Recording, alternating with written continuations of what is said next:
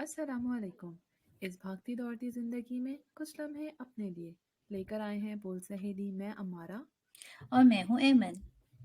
तो ऐमन कैसी हैं आप? मैं ठीक हूँ अमारा और बहुत एक्साइटेड हूँ आज के टॉपिक के लिए। आज हम जो बात करने के लिए जा रहे हैं, आप बताएँ क्या बात है वो? हाँ, तो पिछले एपिसोड में हमने बात की थी प्रेगनेंसी और उसके चैलेंजेस और एक्साइटमेंट।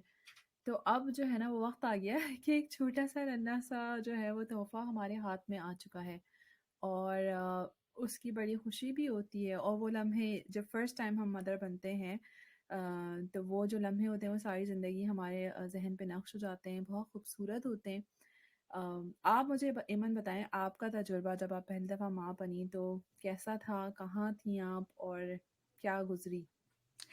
अच्छा, मेरा जो पहला तजुर्बा था वो बहुत मुश्किल भी था, आसान भी था और दिलचस्प भी था, इसलिए कि मैं जैसे आपको बता चुकी हूँ कि मैं पाकिस्तान से यहाँ इंग्लैंड मूव हुई, तो यहाँ पर फैमिली की उस तरह सपोर्ट नहीं होती। और हम्म। यहाँ आप जब हॉस्पिटल जाते हैं तो आपके साथ आपके हस्बैंड होते हैं और एक एक्साइटमेंट भी होती है, लेकिन एक डर भी होता है। तो जब मेरा पहला बच्चा बॉर्न हुआ तो खुशी बहुत ज़्यादा थी, ज़ाहिर-सी बात है। हम्म। एक लंबा पीरियड जब एक माँ गुज़ारती है तो खुशी भी होती है, लेकिन हाँ। साथ में उस बच्चे के बॉर्न होने के बाद आपको लगता है अच्छा ये तो मेरी सामने आ गया वो बच्चा और एक ज़िम्मेदारी अचानक से बढ़ गई है। तो खुशी के साथ-साथ थोड़ी-सी फ़िक्र भी थी कि कैसे होगा, लेकिन यहाँ हॉस्पिटल्स में मिडवाइफ्स बहुत ज़्यादा हेल्प करती हैं, आपको हर चीज़ बताती हैं कि आप किस तरह बेबी को फ़ीड करवाएँ, किस तरह से आप बच्चे को चेंज करवाएँ और बहुत सपोर्टिव एनवायरनमेंट होता है। ज़्यादातर लोगों को इसी तरह सपोर्ट मिलती है। सही। मेरा जब पहला तजुर्बा था ना ईमान, तो उस वक़्त मैं क्योंकि मेडिकल स्टूडेंट थी और ना मैं तो बहुत डरी हुई थी। और मुझे अच्छी तरह याद है कि ना 3rd ईयर में हमारा लगा था गायनी की रोटेशन लगी थी और हमें उन्होंने भेज दिया था लेबर रूम। और उस अच्छा, लेबर रूम हम गए। अब 3rd ईयर के स्टूडेंट्स डरे-डरे से होते हैं और हम लेबर रूम गए और हमने जो अंदर के हालात देखे तो यकीन करें हम ना 2 मिनट बाद सबके सब जो हम दोस्तें थी, हम चारों ना डर के बाहर आ गई। और हम मतलब थोड़ा-सा हमें टाइम लगा ये एक्सेप्ट करने में और कि ये होता पढ़ा तो था किताबों में, लेकिन होता क्या है, कैसे होता है? तो फिर इसी वजह से जब फाइनल ईयर स्टार्ट होने होने से पहले मेरे पहला बेटा हुआ, तो उस वक़्त भी जो है वो पता था, सब पढ़ा हुआ था, तो बहुत पता था कि एक्सट्रीम पेन होता है, हमें यही किताबों में पढ़ाया जाता है, one of the extreme pains this and that. तो डर डर तो बहुत लगा हुआ था और मैं इतना डरी हुई थी और मुझे पता था कि आवाज़ तो निकाल ही नहीं, फ़ायदा कुछ होना नहीं है किसी चीज़ का। जी। तो जो मेरी कंसल्टेंट थी ना, वो आखिर में मुझे सब कुछ होने के बाद वो कह रही है मेरी अम्मी से, "इस बच्ची के अंदर बहुत सब्र है, इसने कोई आवाज़ नहीं निकाली।" मतलब पहले से अगर आपको ये पता चल जाए ना कि भाई ये तो बहुत ही बुरा होने वाला है, जी, तो फिर जी, आप जो है ना वो शायद पता नहीं उसके लिए ज़हनी तौर पे तैयार हो जाते हैं या क्या हो जाते हैं। बिल्कुल। तो ऐसा ही है हमारा। अच्छा, जैसे बच्चा बॉर्न होता है, अब ज़ाहिर-सी बात है कि सिर्फ़ माँ-बाप ही नहीं बल्कि इर्द-गिर्द के जो लोग होते हैं वो भी मुंतज़िर होते हैं। और उनको भी एक यानी समझें बहुत ज़्यादा इंतज़ार होता है ना, कि हुँ। एक छोटा बच्चा घर में आएगा, ख़ानदान में आएगा, ननिहाल, ददियाल सब में। तो आपका इसके हवाले से क्या एक्सपीरियंस रहा? किस तरह पाकिस्तान में जब होते हैं हम, वहाँ पर हुँ। बच्चे के आने को सेलिब्रेट कैसे किया जाता है? बहुत ही कोई ऐसा लगता है कि अमेज़िंग कोई चीज़ हो गई है और जो मदर होती है वो भी और बेबी हम दोनों ही एक महसूस कर होते हैं कि आप सेलिब्रिटी हैं। पहले तो लोग आते हैं अस्पताल में आपसे मिलने, मिठाई लेकर आ रहे हैं और खुशियाँ हैं और एवरीवन इज़ हैप्पी। और उसके बाद जब आप घर आते हैं तो फिर आप जो है वो घर में बड़ा अच्छा वेलकम होता है, घरों को लोग जो है ना डेकोरेट करके रखते हैं कि माँ न्यूबॉर्न बेबी और मम आएंगे, पेरेंट्स आएंगे तो उसको अच्छे से उनको वेलकम किया जाए। तो बहुत ही कोई मज़े का। और मुझे लगता है कि पाकिस्तान में एक जो ट्रेंड है कि अस्पताल में पूरा ख़ानदान जमा हो जाता है, हाँ। ऑल्दो वो जब चाहे आप उसको कहें कि वो अगेंस्ट द रूल्स या अटेंडेंस पॉलिसी हॉस्पिटल, वो सब कुछ हमारे लिए कोई मायने नहीं रखता। पूरा ख़ानदान हुँ, बिल्कुल, पहुँच जाते हैं और सॉर्ट ऑफ अच्छा भी लगता है कि आप बिल्कुल। इतना सपोर्टेड हैं। यहाँ पे जब मैं यूके में देखती हूँ कि लोग अकेले होते हैं और बाज़ औक़ात 24-24 घंटे कई-कई दिन उनसे कोई मिलने नहीं आता, तो हाँ। मुझे अपने रिश्तों की बहुत कदर होती है। बहुत ज़्यादा।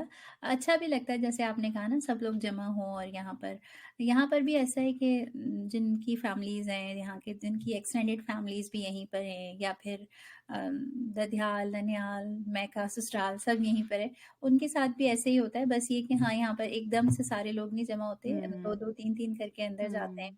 हुँ, और मुझे याद है कि मेरे बहुत सारे बहुत अच्छे दोस्तें और उनकी अम्मियाँ, बहुत से लोग थे सपोर्ट के लिए यहाँ पर मौजूद और इसके बावजूद भी जो मिडवाइफ्स होती हैं यहाँ पर, वो अगर आप उनसे कुछ पूछें या अगर आप उदासी महसूस कर रहे हों या आपको समझ ना आ रहा हो बच्चे को कैसे डील करना है, हुँ, हुँ, तो वो हुँ, आपको हर छोटी-छोटी चीज़ को स्टेप बाय स्टेप बताती हैं, खुद करके दिखाती हैं। जैसे बच्चे को अगर आपने कोई बॉटल पिलानी है या बच्चे को चेंज करवाना है, तो शुरू के दिनों में वो आपको फर्स्ट टाइम वो आपको चेंज करके करना भी दिखाती हैं। हुँ। तो मुझे इस लिहाज से बड़ी हेल्प मिली और फिर घर आने के बाद भी जैसे मुझे याद है कि घर डेकोरेट हुआ हुआ था और एक स्पेशल सा आपको फीलिंग्स लगता होती है हैं आप ना मतलब सेलिब्रिटी बन गए। बिल्कुल, बिल्कुल ऐसा ही है, ऐसा ही है।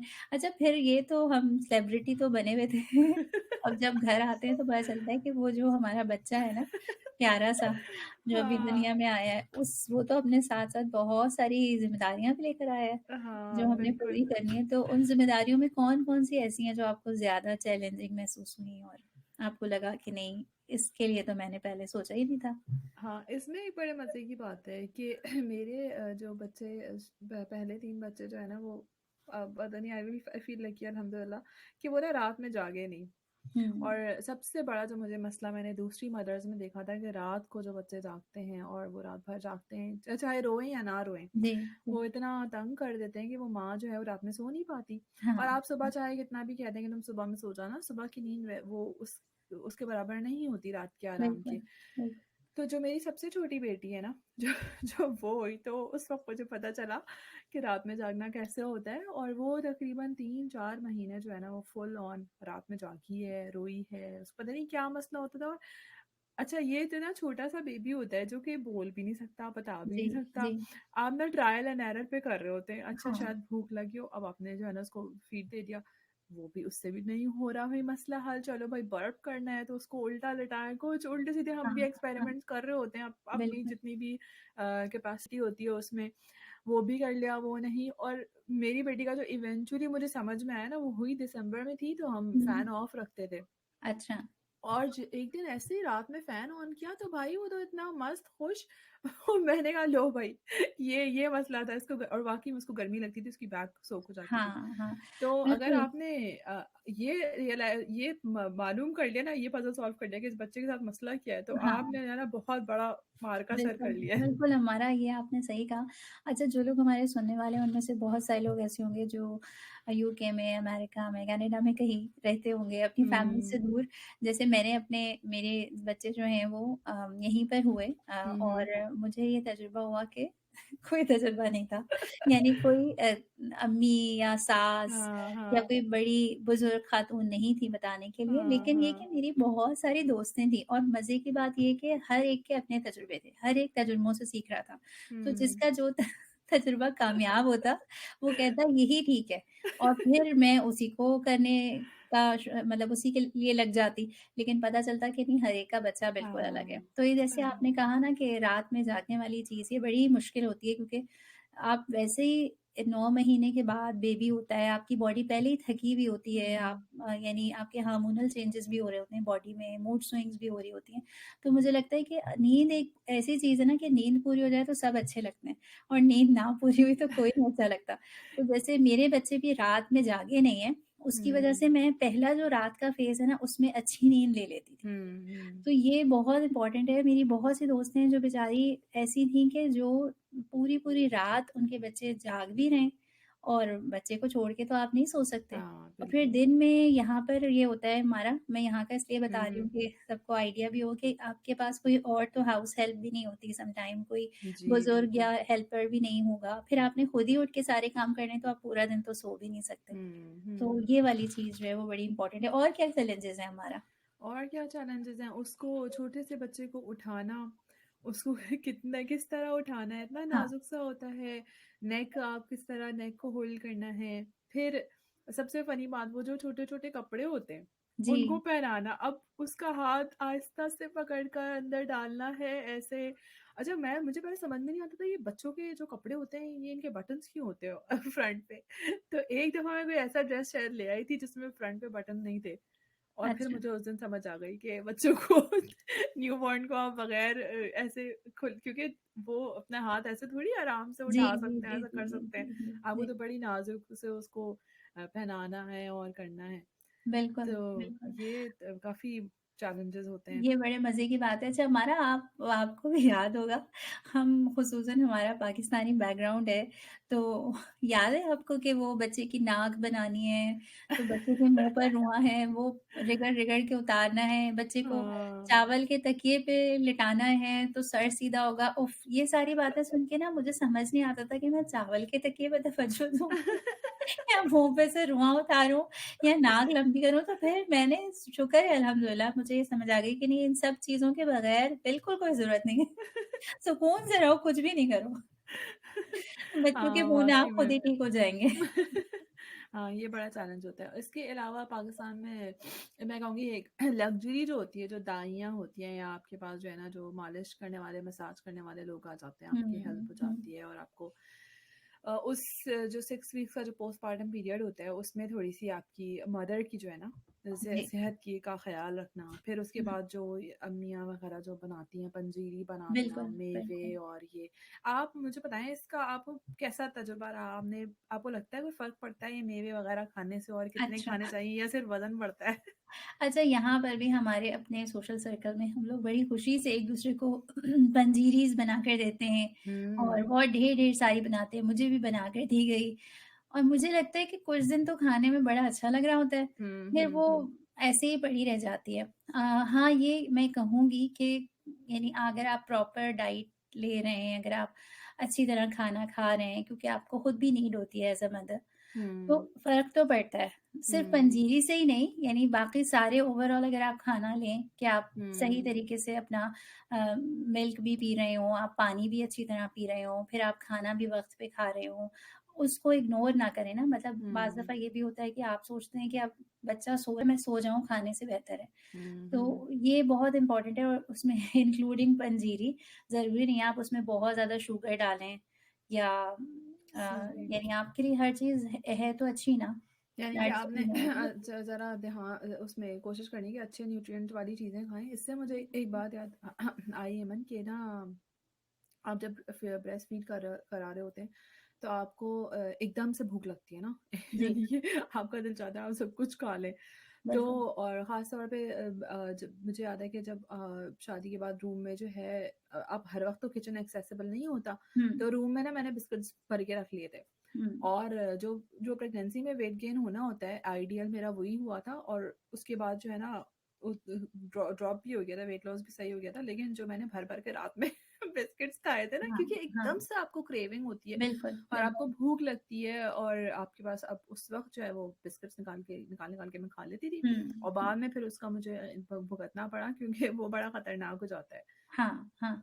अच्छा हमारा मुझे याद है कि मेरी अम्मी ने, क्योंकि मैं दूर थी और उनको फ़िक्र भी रहती थी, तो उन्होंने मुझे कुछ चीज़ें बताई थी। एक तो उन्होंने कहा था कि खजूर जो है ना वो अपने पास एक बॉक्स में रख के हम्म। अपने पास रख लो और एक पानी की बॉटल पीती रहा करो। फिर उन्होंने ये कहा था कि जो जैसे लेम है या कोई, अगर आप चिकन ही ले लें या लेम ले लें, जो भी आप खाते हैं, और आप उसका ना ये करें कि हल्के से नमक मिर्च मसाले का कोई सालन सा बना लें, यखनी ही हम्म। होगी लेकिन थोड़ी-सी थिक ज़्यादा, और हम्म। उसके उन्होंने कहा तुम एक साथ ज़्यादा क्वांटिटी में बना लो और उसके छोटे-छोटे पैकेट्स बनाकर 1 हफ्ते के लिए जैसे फ्रीज़ कर दो।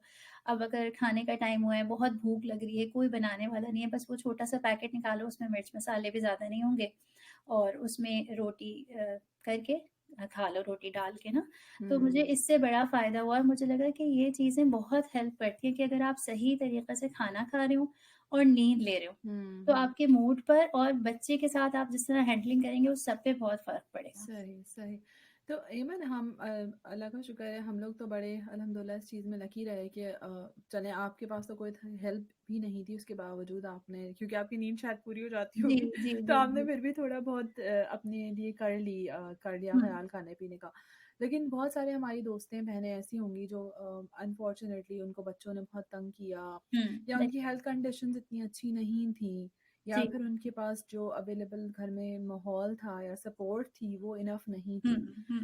और ये बड़ा डैमेजिंग हो जाता है ना और हाँ, ये हाँ, आपको पोस्टपार्टम डिप्रेशन की तरफ लेकर चला जाता है। तो मुझे बिल्कुल। बताएं अमन कि पोस्टपार्टम डिप्रेशन की क्या अलामात होती हैं और क्यों हमें पता होना चाहिए ताकि क्योंकि अगर हमें पता होगा तभी तो हम उसको पिक आइडेंटिफाई कर सकेंगे। हुँ, बिल्कुल आपने सही कहा। अच्छा इसमें यही है हमारा कि अलामात तो यही हैं कि आप बहुत ज़्यादा आपको बेवजह रोना बहुत ज़्यादा आ रहा है, आपको थकावट बहुत हो रही है, आपकी मूड स्विंग्स बहुत ज़्यादा हो रही हैं, आप उदास बहुत ज़्यादा हो रहे हैं। तो ये हुँ, सारी अलामात हैं यानी आपका ना किसी से बात करने का दिल चाह रहा है, ना कुछ खाने-पीने का दिल चाह रहा है और जैसे आपने अभी तज़किरा किया कि हमारी बहुत सारी सिस्टर्स ऐसी होती हैं जो ऐसे फैमिली सिस्टम में रह रही हैं जहाँ पर उस तरह इतनी सपोर्ट नहीं है हुँ, हुँ। या या इवन हमारे वेस्ट में जो हस्बैंड अकेले रह रही हैं जिनके जी, पास कोई भी नहीं है वो हाँ। बिल्कुल तन्हा हैं। बिल्कुल, बिल्कुल। तन्हाई भी एक यानी एक तरह मैं कहती हूँ कि कभी-कभी तन्हाई भी आपको डिप्रेशन में ले जाती है, कभी-कभी आप बहुत से लोगों के दरमियान होते हैं और उनका ना सपोर्ट देना भी आपको हुँ, हुँ। डिप्रेस कर देता है ना? तो ये वाली सारी चीज़ें और ये इसलिए बहुत इम्पोर्टेंट है समझना कि एक औरत वैसे ही एक 9 मंथ का पीरियड गुज़रा है, फिर हुँ, एक बच्चा ज़िम्मेदारी बनकर उसके पास आया, उसने अपने अलावा बच्चे का भी ख़्याल रखना है, जबकि अभी वो हुँ, खुद भी रिकवर नहीं हुई है। हुँ, तो उसमें अगर उसके इर्द-गिर्द के लोग और वो खुद ये नहीं समझेगी कि इन जो मैंने अलामात कही हैं, इन पर तवज्जो दी जाए, तो ये आगे इंटेंस उसकी फीलिंग्स हो सकती हैं और ये डिप्रेशन में चेंज हो सकता है। और हुँ, वो हुँ। यानी काफ़ी नुकसान का सबब भी बन सकता है और बहुत ख़तरनाक भी है। तो इसीलिए समझना भी ज़रूरी है और फिर इसका ख़्याल रखना। सही। और इसमें इवन जैसे आपने कहा कि प्रेगनेंसी है तो मैंने ये पढ़ा है लोग कहते हैं कि आप ये ना समझें कि pregnancy is only 9 months. Hmm, 6 weeks का जो पोस्टपार्टम का पीरियड है ना आप उसको भी ऐड करें क्योंकि वो बहुत ही क्रूशियल टाइम होता है उस वक्त जो है जो उस मदर की बॉडी है वो बैक टू नॉर्मल जा रही होती है हाँ, हीलिंग पीरियड में होती है हुँ, और उसके साथ साथ उसको एक छोटा सा बच्चा भी संभालना है बिल्कुल। अपने आप का ख्याल रखना है और छोटे से बच्चे का को भी ख्याल रखना है और जी। ऐसे में अगर हस्बैंड पार्टनर ये बोलते हैं कि भाई मुझे तो सुबह काम पे जाना है तो तुम प्लीज़ ये रो रहा है तुम उसको जो है ना दूसरे हुँ, कमरे में लेके चल जाओ तो ये तो बहुत ही कैटास्ट्रोफिक हो सकता है बहुत एग्ज़ैक्टली, खतरनाक हो सकता है बिल्कुल। और मैंने यहाँ पर एक बड़ी मज़े की चीज़ देखी कि जो पेरेंटल लीव मैटरनल लीव तो मिलती है पैटर्नल हुँ, लीव भी मिलती है पैटर्नल लीव का कॉन्सेप्ट है कि भाई 2 हफ्ते आप जो है वो फादर जो न्यू न्यू बॉन्ड जो फादर है। है वो जो है छुट्टी ले और सपोर्ट करे अपनी अपनी वाइफ को अपने बेबी को और कुछ घंटे कुछ घंटों का प्योर उसको आराम दे दिया जाए कि भाई ठीक है अभी मैं और बहुत अच्छी एग्जांपल्स है मैं आपको बताऊं हुँ, मेरे पास एक यहाँ पे कुलीग काम करते हैं नाइजीरिया से हैं वो जी। और उनका न्यूबॉर्न ऐसे बच्चों की बात हो रही थी तो 3 मंथ्स दो दो डॉक्टर्स हैं उनके बच्चे जो है ना वो 3 मंथ्स की तक से कम की एज के हैं ना हुँ, तो वो ना एग्जॉस्टेड सा लग रहा था मैंने कहा क्या हुआ है तुम्हें जो है ना लीव वगैरह तो वो ले चुका है लेकिन जाहिर से पता है अब लीव 3 मंथ्स की तो नहीं मिल सकती है हुँ, तो मैंने कहा हुँ, तुम ठीक हो तो उसने कहा हाँ वो ना मेरा बेबी रात में बहुत रो रहा था तो मेरी वाइफ जो है वो 3 दिन से जाग रही थी और अब मुझे लग रहा था कि अब अगर मैंने उसको सपोर्ट नहीं किया ना तो वो बिल्कुल ही हुँ, ब्रेक डाउन हुँ, के वर्ज पर है हुँ, तो हुँ, मैंने उसको दूसरे कमरे में भेज दिया और मैंने उससे कहा कि इसको मैं संभाल लेता हूँ मुझे तो हालांकि उसको सुबह काम पे आना था जी, तो बहुत अच्छी एग्जाम्पल्स भी होती हैं हमारी बिल्कुल। दुनिया ज़िंदगी में और बस मसला है कि हमारा जो कल्चर है उसमें लोगों को ये शायद अवेयरनेस नहीं है या लोगों को जी, अंदाज़ा नहीं है कि कितना ज़रूरी है एक फादर का इस सारे सिनेरियो में सपोर्ट करना उस बिल्कुल, न्यू बिल्कुल। मदर को। हमारा फ़ादर भी और जहाँ पर भी अगर कोई ख़ानदानी सिस्टम है, फैमिली सिस्टम है, तो वहाँ पे भी सपोर्ट देना। अच्छा मैं आपसे तज़किरा करूँगी कि जैसे मैं आपको पता है कि काउंसलिंग की एक सर्विस भी चलाती हूँ और उसमें मैं ये देखती हूँ कि बहुत कम ख़वातीन हैं कि जो पोस्टपार्टम डिप्रेशन पे काउंसलिंग के लिए आती हैं हुँ, और हुँ, हुँ। जब मैंने इसके हवाले से बातचीत की तो अंदाज़ा ये हुआ कि चूँकि जो इर्द-गिर्द के लोग हैं, स्पेशली आपके हस्बैंड हैं या घर वाले हैं, तो वो इसको कंसिडर ही नहीं करते कि ये भी कोई प्रॉब्लम हो सकती है, या मतलब लोग अमूमन कह देते हैं कि बच्चे तो सभी के होते हैं ना, इसमें क्या हुँ, मसला है। और हुँ, अब तो बच्चा होना, कोई बच्चे होने के बाद कोई बीमार थोड़ी पड़ता है।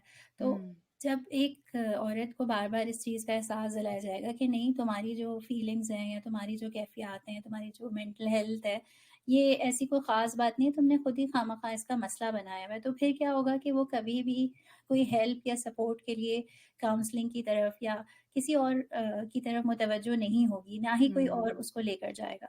तो ये एक बड़ा सबब है जिसकी वजह से लोग ख़वातीन इस काउंसलिंग के या थेरेपी की तरफ नहीं आती, ख़ुसूसन इस पीरियड में। तो जो भी हमारे सुनने वाले लोग भी हैं, और मुझे लगता है बहुत सी ख़वातीन इससे रिलेट कर सकती हैं। जब मैं देखती हूँ किसी का छोटा बच्चा हुआ है और वो बहुत ही उदास शक्ल बनाए, ना बाल बने हुँ, हुए हैं, एक हुँ, गम यानी खुशी का मौका है, लेकिन उसके चेहरे पे ऐसी वीरानी सी नज़र आ रही है, तो मुझे अंदाज़ा होता है कि नहीं, ये बहुत मुश्किल टाइम है, और मुझे अपना हुँ। टाइम भी याद आता है। और एमन इसमें ना हमें एक खातून होने की हैसियत से, एक औरत होने की हैसियत से बहुत एक कहते हैं ना एम्पैथी शो करनी चाहिए, आपको सपोर्ट ऑफ़र करनी चाहिए। और हुँ, मुझे याद है जैसे कभी-कभी ऐसा होता है महफ़िलों में कि हम कभी शादी में गए या कहीं गए, तो मेरे मेरा जो भी छोटा न्यूबॉर्न होता था वो मेरी कभी किसी बहन ने पकड़ा हुआ है, किसी बहन ने पकड़ा हुआ है। तो मैंने वो सारे फंक्शंस बहुत अच्छे से अटेंड किए और एन्जॉय किए। और हुँ, इसी तरह मैं अब ये कोशिश करती हूँ कि अभी मुझे याद है कि रिसेंटली हम किसी अक़ीक़े में गए थे, तो एक और क्लोज़ फ्रेंड थी, उनके साथ बेबी थी छोटी-सी। अब ज़ाहिर-सी बात है यार, वो बच्ची को लेकर बैठी हुई हैं मुस्तकिल, और खाना कितना खाना मुश्किल है ना, तो जी, जी। मैंने उनको ऑफ़र किया कि आप इसको मुझे दे दें, आप आराम से खाना खाएँ। और ये छोटे-छोटे से जो हाँ, एक्ट्स हैं आपके, एक्ट्स ऑफ हाँ, काइंडनेस, एम्पैथी, जहाँ आप अंडरस्टैंड करें दूसरे को कि नहीं तो बच्चा मुझे दे दो, तुम आराम से खाना खा लो, या तुम चाय पी लो, बिल्कुल। या तुम्हें कहीं जाना है, तो थोड़ा ये जो सपोर्ट हम ऑफ़र करते हैं, ये ब बहुत हेल्पफुल होता बहुत, है। बहुत ज़्यादा इम्पोर्टेंट है हमारा। अच्छा, हमारा ये तो हो गई कुछ उदास करने वाली बातें, लेकिन साथ में ये जो प्यारा-सा छोटा-सा बच्चा आया है, इसकी ज़िंदगी के जो माइलस्टोन्स हैं, पहला बच्चा और चलना शुरू किया है, पहला दाँत हुँ, निकला है, या हुँ। खाने के लिए मुँह में एक चम्मच हमने दे दिया है किसी चीज़ का, तो कितनी खुशी होती है ना? बहुत ही। और जब बच्चे 6 महीने के बाद जो है ना इतने प्लेफुल हो जाते हैं, और हाँ, वो नहीं होता जो फ़िज़ूल की बातों में आप जो है ना उनको जो है पीका-बू कर रहे हैं, और वो कह कहे लगा-लगा के हँस रहे हैं, और इतना हाँ, हँस रहे हैं कि वो हँसते-हँसते लोट-पोट हाँ, हो रहे हैं। हाँ, हाँ, और हाँ, मज़े-मज़े की बातें, और बच्चों को आप छुप गए या उल्टी-सीधी आपने आवाज़ें निकाली, उन पर एक अजीब ही। और आप देखिए जो बड़े बाज़ औक़ात बच्चों के साथ इस तरह खेल रहे होते हैं, कभी हाँ, कोई नाना है, दादा है, वो इतनी फ़नी कोई हरकतें कर रहे होते हैं कि हाँ। अगर साइड से देख रहा हो ना, जी, तो जी, जी, जी। उसको हम हँसी खुद आ रही बच्चा होती बन है। जाते हैं ना। हाँ, एग्ज़ैक्टली। लेकिन उसका जो मज़ा है ना, उस बिल्कुल। एज में उस बच्चे के साथ हुँ, हुँ। एन्जॉय करने का और टाइम स्पेंड करने का, उस वो जब पहला कदम लेता है और देखना कि वो कैसे अपना पहला कदम उठा रहा है, और फिर आहिस्ता-आहिस्ता जब वो शुरू इनिशियल 3-4 कदम लेता है और गिरता नहीं है, उस वक़्त की जो खुशी होती है कि बिल्कुल। वाह! क्या मतलब ज़बरदस्त बात हो गई है। मतलब ये कहना चाह रही हूँ मैं हमारा, और आप शायद एग्री करेंगी कि ऐसा लगता है कि दुनिया का अनोखा तरीन बच्चा आपका ही है, और जो उसने पहली कोई हरकत की है या पहली दफ़ा दाँत निकला है, हाँ, तो आप इतने खुश होते हैं कि आप सबसे शेयर कर रहे होते हैं ना, अच्छा हाँ। पहला दाँत निकल आया। और अगर पहला ही बच्चा हो, तो फिर तो आप बहुत एन्जॉय करते हैं। अच्छा, हमारा हुँ, ये बात भी है ना कि कुछ 3-4 महीने तो ऐसे निकल जाते हैं ना, जिसमें आप खुद ही बच्चे के साथ सेट होने की कोशिश कर रहे हैं। अब जब बच्चा मतलब नज़र आने लगा है और उठ के बैठने लगा है या चलने की कोशिश करने लगा है, तो फिर आप एन्जॉय करने लगते हैं ना, आपको फिर हुँ। मज़ा आता है। तो हाँ, आप ये बिल्कुल। बताएँ, इतने छोटे-छोटे बच्चे होते हैं, इनके साथ बड़ी यादगार हमारी बातें जुड़ी हुई होती हैं ना, कुछ आपके हुँ। ज़हन में है वाक़यात? हाँ, मुझे याद है कि एक दफ़ा जो है वो मेरी बेटी छोटी-सी, मेरा ख़्याल है वो 6-8 मंथ्स की होगी। तो ना वो बैठी हुई थी और उसके साथ ना कपड़ा डालकर ना हम लोग वो खेल रहे थे, पाकिस्तान पीका-पू को हम तो कहते हैं, आई था, वो डाला और फिर जो है ना जी। वो उसको इतना हँस रही थी, वो उसके ऊपर डालते और वो बैठी हुई थी, वो हँसती बहुत क़ह-क़ह लगा-लगा के। और उसके बाद जब एक दफ़ा किया ना तो इतनी ज़ोर से हँसी कि वो पीछे जाके बेड पे गिर गए, और उसके बाद भी उसको उसको इतना मज़ा आ रहा था कि वो हँसे जा रही, हँसे जा रही। तो उसकी जो वीडियो है, इसी तरह एक दफ़ा वो क्रॉल कर रही थी, तो वो बलून्स हाँ। नहीं होते जो बच्चों के हीलियम बलून्स होते हैं, वो घर जी, में जी। थे, और वो किसी चीज़ से कॉइन वगैरह से बंधे होते हैं, तो वो ज़मीन पे रखे हुए थे। हाँ, किसी हाँ। तरह जो है ना, उसने वो बलून जो है वो अपने पैर में उसके फंस गए। अब जब वो क्रॉल कर रही थी ना, तो उसके पैर के साथ साथ ना वो बलून क्रॉल, वो ऐसा लगता है बलून आ रहे हैं, दूर से देखो तो बलून चल के आ रहे हैं। तो बहुत ही कोई मजे की चीज। बहुत मज़े की बातें होती हैं। अच्छा, आपको याद होगा कि जब पहला बच्चा होता है ना, और मैंने आपसे जैसे कहा कि यहाँ पर जब हम रहते हैं और खुद ही तजुर्बे करते, खुद ही सीखते हैं, तो ये बहुत ज़्यादा कॉन्सेप्ट है ना कि बच्चे को अलहदा सुलाना है, ठीक है? कॉट में हाँ। सुलाना है। अब इसके बारे में मेरे पास बड़े दिलचस्प से वाक़यात हैं, जिनमें से एक का मैं तज़किरा करूँगी, जो हर दूसरे रोज़ ही होता था कि जब मैंने उसका कॉट लिया और उसके बाद अब मैंने उसको पूरा सजा दिया। सारी चीज़ें जो बेड कवर और उसके अंदर लगाने वाले छोटे-छोटे टॉयज़ सब चीज़ों से। और फिर अब इसके बाद एक रात आई जिसमें हमने डिसाइड किया कि आज इसको बेड में वो लिटाएँगे। भारी रात। वो भारी रात ही नहीं था, वो काफ़ी सारी रातें थी, काफ़ी सारे हाय दिन थे, हाय। जिसमें हम उसको लिटाते थे और फिर हम ना अपने मुँह पर यानी चादर डाल के हाथ रख के ना चुपके-चुपके झाँक के देखते थे कि वो हमें देख रहा है, और हम जब देखते थे, तो वो हमें ही देख रहा होता था सोने के बजाय। और वो सोता ही नहीं था, जब बच्चा सो ही नहीं रहा तो फिर माँ-बाप कैसे सो सकते हैं हाँ ना? हाँ, तो सही ये बात। मुझे याद है कि बस फिर हमने हार मान ली। हाँ, बहुत मुश्किल होता है। मुझे भी याद है कि कॉर्ड तो आ जाता है और वो बहुत अच्छे से सज भी जाता है, लेकिन उसमें सिर्फ़ खिलौने पड़े रह जाते हैं। हाँ, हाँ, हाँ, और हाँ। बहुत मुश्किल होता है बच्चों को जो है ना मतलब हाँ, सुलाना और उनकी हैबिट डेवलप करना। बिल्कुल, हमारा आपको कुछ याद है कि जब जैसे बच्चे को आपने इस एज में होता है ना 3-4 महीने 4 महीने का मेरा ख़्याल है कि जब उसको खाना खिलाना शुरू करते हैं हाँ, और कुछ लोग ये 4 महीने से कराते हैं, कुछ 6 मंथ्स जी, से कराना शुरू कर देते हैं। जी, जी, तो उसमें आपने पहली चीज़ क्या खिलाई थी, कुछ याद है आपको? पहली चीज़ क्या खिलाई थी? मेरा ख़्याल है मैंने कोई पोटैटो मैश करके खिलाया होगा, या अच्छा, बनाना। बनाना मुझे लगता है बड़ा हैंडी सी चीज़ होती है, वो आपके हाथ में हाँ, आराम से आप जो है ना हाँ। उसको मैश करके आराम से खिला दें। उसमें भी वही है कि भई जो आपकी अम्मियों के तजुर्बे हों या इर्द-गिर्द के लोगों के, कोई कहते हैं कि सूजी का हलवा खिलाएँ, हुँ, कोई हुँ, कहते हैं हुँ। कस्टर्ड खिलाएँ, तो बस जिसको जो भी हाँ, चीज़ और सूट कर जाए। एक और फ़नी बात ये है कि कुछ बत्ते बच्चे चाहते हैं कि वो स्वीट चीज़ें खाएँ, और कुछ बच्चे चाहते हैं कि सॉल्टी चीज़ें खाएँ। और मेरी अम्मी बताती हैं कि उस ज़माने में तो सेरेलैक के बजाय कोई फेरेक्स टाइप का कोई आता था। तो हुँ, उन्होंने हर तोड़ कोशिश कर ली वो खिलाने की, वो मैंने नहीं खा के दिया, और बाद में डिस्कवर हुआ कि मैं नमकीन चीज़ें पसंद करती थी। तो फिर उसमें पता नहीं क्या उसको कुछ और उसका ऑल्टरनेट लाया गया, तो वो जो है सेरेलैक से मुझे बात याद आई कि हाँ, मेरी हाँ, मेरी खाला के बच्चों बच्चों के लिए सेरेलैक आता था, और उस ज़माने में ना वो उन्होंने टेडी बियर वाले लंच बॉक्सेस इंट्रोड्यूस किए थे, तो वो हमने अच्छा। खूब स्कूल हम लेकर गए, और वो सेरेलैक खाने में मुझे बहुत मज़ा आता था। वो मेरी कज़न का मैंने आज तक बताया नहीं है, लेकिन वो थोड़ा-सा हम खा लेते थे। सही, सही। अच्छा, हमारा एक और बात मुझे याद आ रही है, जिसको हम भूल ही नहीं सकते बच्चों के साथ, और वो है बच्चों की हर वक़्त नैपीज़ चेंज करना और ओह उनकी हो! नैपीज़ लेके आना। तो ऐसा लगता है एक तो मतलब मियाँ-बीवी की भी गुफ्तगू का महवर बच्चे की वॉमिटिंग और बच्चे की नैपीज़ बन जाती हैं, और दूसरा जिस रफ़्तार से वो हमें खरीदनी होती हैं। बिल्कुल। और सबसे अगर आपने कहीं जाना है, पहले तो आपने एक बेबी बैग उसको पूरा तैयार 24 घंटे वो तैयार रहना चाहिए, आउट ऑफ स्टॉक नहीं होनी चाहिए उसमें से कोई चीज़, रिफ़िल करते रहें आप उसको। बिल्कुल।